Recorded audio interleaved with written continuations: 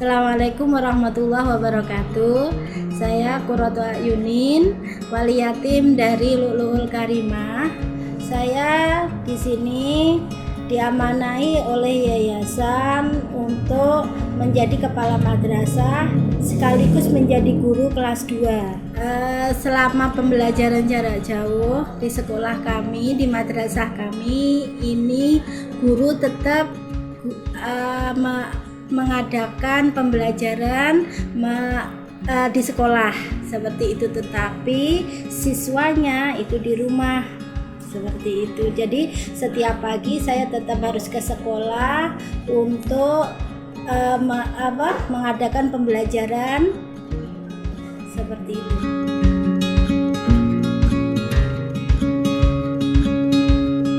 Alhamdulillah anak-anak saya itu anak-anak yang penurut ya Mbak ya. Jadi dari pagi itu anak-anak udah pada pagi hari jam 4 udah saling membangunkan untuk qiyamul lail. Setelah itu saya aktivitas menyiapkan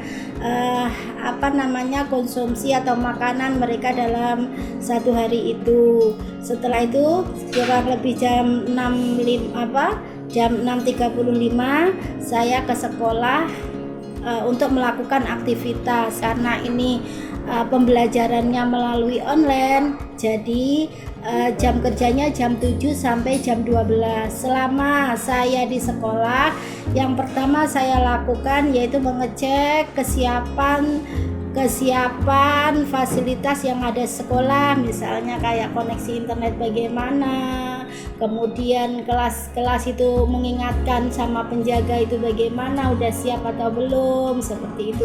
Nanti jam 7 biasanya kita briefing dulu, membaca berdoa bersama-sama, baru melaksanakan aktivitas. Kemudian jam 8 baru guru-guru melakukan pembelajaran online seperti itu.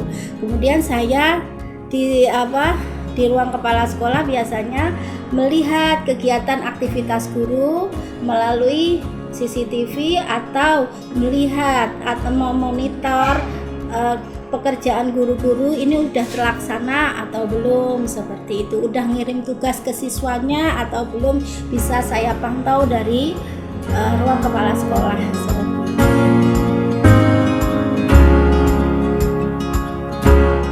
Alhamdulillah, yaitu setelah sholat subuh mereka yang pertama dilakukan sholat subuh. Setelah sholat subuh kemudian dia mengulang hafalan mereka masing-masing. Setelah mengulang hafalan masing-masing dari kelima anak itu berbeda-beda, mempunyai waktu. Ada yang setelah subuh digunakan untuk murojaah, ada yang digunakan untuk setoran, seperti itu.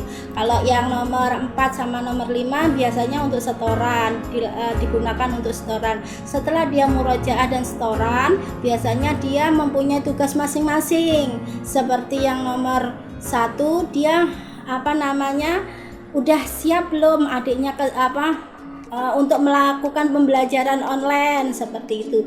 Kalau yang nomor 2 biasanya emang setoran belum selesai. Setelah pulang dari setoran, karena ini online, jadi dia setelah pulang setoran itu menyiapkan rumah yang belum beres mana. Kemudian meminta adik yang nomor 3, emang tugasnya dia adalah merapikan rumah, jadi dia saling membantu nomor 2 sama nomor 3 ini, mau nyuci membereskan rumah, pokok merapikan lah, seperti itu. Yang nomor 4 ini tugasnya biasanya menjemur atau merapikan bagian depan, seperti itu. Kalau yang nomor 5 emang tugasnya dia merapikan tempat tidur, seperti itu. Jadi masing-masing mempunyai tugas. Setelah itu, setelah zuhur atau sekitar jam 11, karena dia bangunnya pagi, dia udah harus istirahat supaya dia sehat ya. Maksudnya dengan kondisi saat ini dia tetap menjaga kesehatannya dengan banyak istirahat. Setelah kurang lebih jam 1 dia bangun sholat duhur, kemudian mengulang hafalannya kembali dari masing-masing anak itu. Dia biasanya kalau setelah duhur itu cukup mengulang sih, nggak nambah atau bagaimana, tetapi setelah biasanya sampai asar seperti itu kan. Kalau yang yang punya tugas diselesaikan tugasnya saat itu.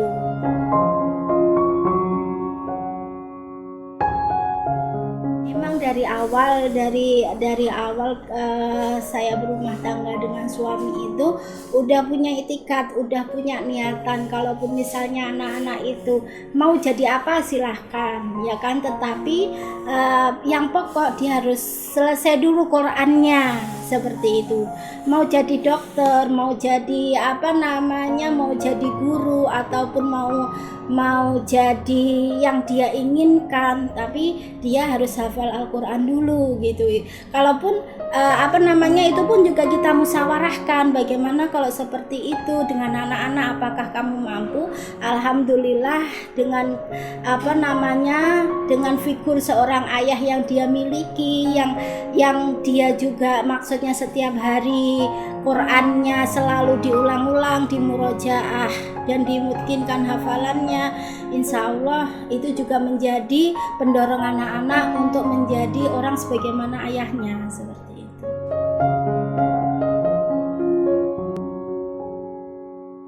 Kalau yang dari nomor 5 apa nomor 1?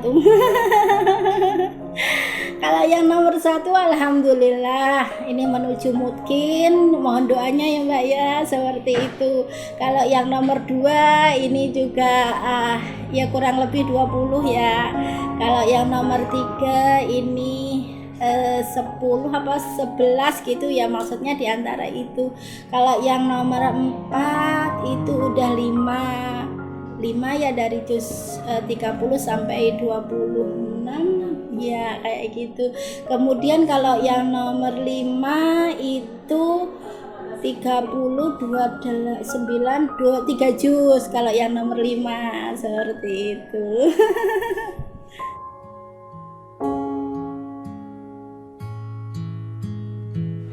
Alhamdulillah kalau ayahnya itu ya dilahirkan dengan kondisi ekonomi yang pas-pasan, maksudnya dengan dia ditinggal udah yatim itu dari usia 11 tahun gitu. Jadi keadaan orang tua yang serba kekurangan saat itu dengan ayah yang masih kecil dia udah sakit-sakitan, jadi kayaknya dari segi gizi atau segi makanan itu sangat kurang sekali gitu loh. Tetapi alhamdulillah beliau itu mempunyai kakak-kakak yang gigih, yang selalu membantu adik-adiknya.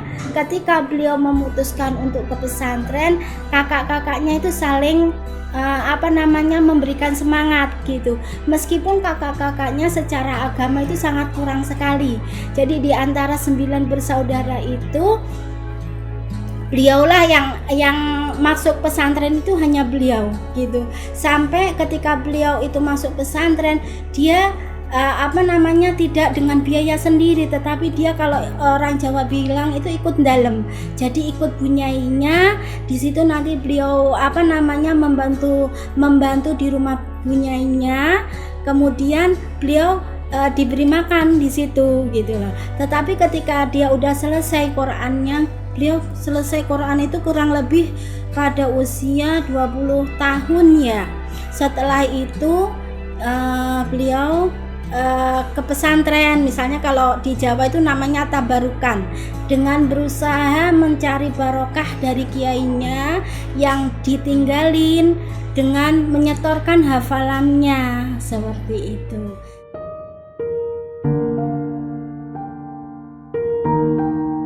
Dari kecil emang sering ya anak-anak itu diajak murojaah, meskipun dia nggak ngerti. Ketika abahnya murojaah itu seringnya emang dipangku atau enggak berada di sekitarnya, bermain juga kan karena deket ya. Jadi bagaimana abahnya mengulang hafalannya dia tahu. Tetapi ketika dia udah usia 3 tahun 4 tahun baru abahnya itu ngajarin ngajarin membaca Al-Quran seperti itu.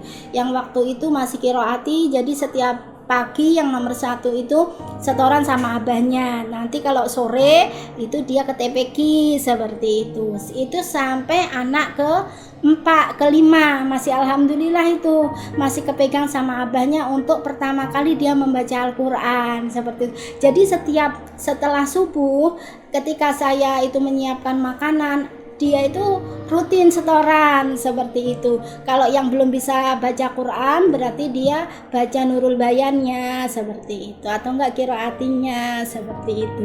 Kemudian ketika mau tidur pun justru bukan saya yang menemani biasanya adalah abahnya seperti itu, sambil anak-anak mendengarkan abahnya murojaah gitu kan, dia diantarkan tidur sampai tidur baru nanti pindah seperti itu.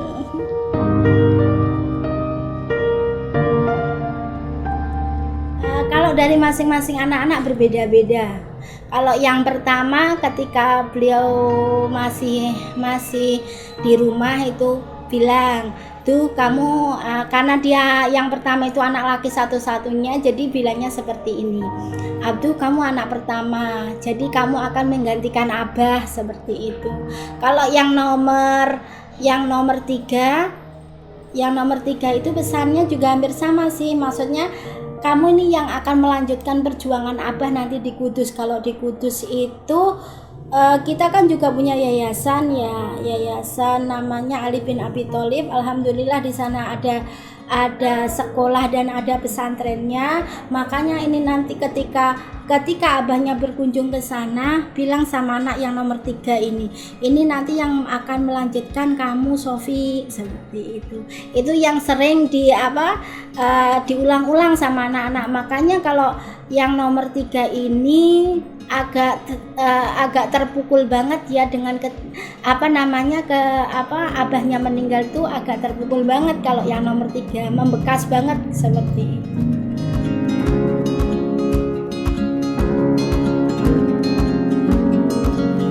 Kalau saya mimpinya anak-anak itu bermanfaat bagi orang lain, selalu menolong kepada orang lain. Sebelum dia menolong adalah dia harus menyiapkan mentalnya, dia harus kuat untuk menghadapi masa depannya. Makanya ketika anak yang nomor 5 itu sering cengeng atau nangis ketika digodain kakak-kakaknya, Karimah harus kuat seperti itu. Menghadapi bentuknya apapun harus kuat. Menghadapi godaan misalnya sama adiknya itu harus kuat seperti itu. Jadi nggak mudah menangis boleh, tetapi ketika menjumpai persoalan itu tidak dengan tangisan dulu gitu, dipecahkan solusinya bagaimana. Kemudian kalau yang diharapkan adalah anak-anak itu ketika dia terjun dimanapun dia bisa mewarnai lingkungannya seperti itu.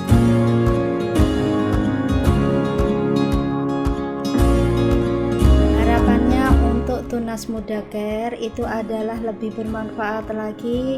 Kan kalau sekarang kayaknya yang dijangkau itu masih sedikit ya yang saya tahu, padahal kalau kita mau turun ke agak dalam kayak di daerah RTM ini lebih banyak lagi Mbak. Jadi kalau misalnya kemanfaatannya itu lebih banyak, maka akan dirasakan oleh orang banyak juga gitu, dan mudah-mudahan donaturnya juga lebih banyak lagi, jadi yang dijangkau kan juga lebih banyak lagi, jadi dirasakan oleh orang-orang yang belum merasakan seperti itu.